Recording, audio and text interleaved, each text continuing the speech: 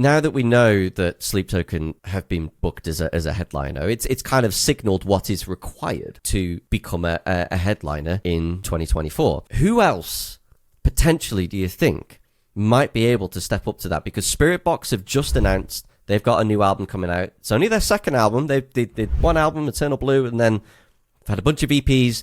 Now they're on the second album. I think they've got their show coming up at Ali Pali, which they've sold out. It's either coming up or it's just sold out. That's about 10,000 people.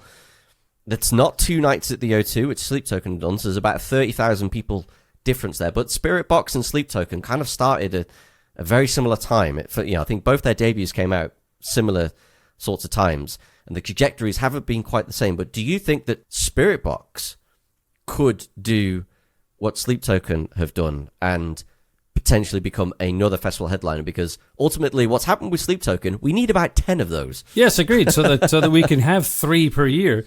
Spiritbox, yes, they could, but they haven't yet. They haven't taken that next step. And to me, I've kind of, there's that, because we have many stories of this, the hype and everybody going, yeah.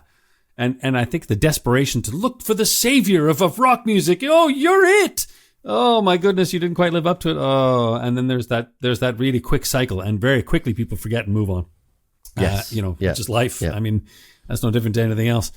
But an insane amount of pressure for bands in sort of Spiritbox's position, I would say, where it's like, oh my god, you only did Ali Pali at 10,000, not 2 nights at the O2. You're such a failure. We have some wild expectations, I think, in terms of what we're wanting from these bands. But I am very much hoping that this new album from Spiritbox will be that stepping stone and will sort of get them to that next place. They got some shows lined up with Linkin Park, which is fantastic to see. But I think there certainly could be another band that might be able to step into that fold. I think another band, and this is a more controversial one, perhaps not many people want to bring this up as much, but my God, have they done the numbers? Falling in Reverse. Mm-hmm.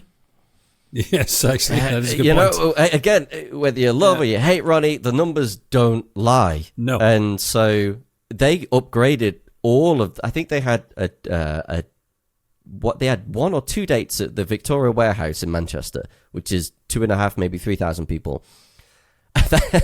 Then they upgraded to the arena and sold that out, which is 18,000 in Manchester, the AO Arena. It's a big arena. And they've sold that out. And so potentially, I don't know, maybe Falling in Reverse.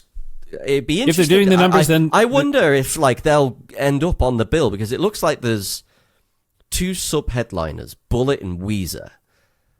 And then there's one missing, and I wonder if that one that's missing could be Falling in Reverse. Primordial Radio.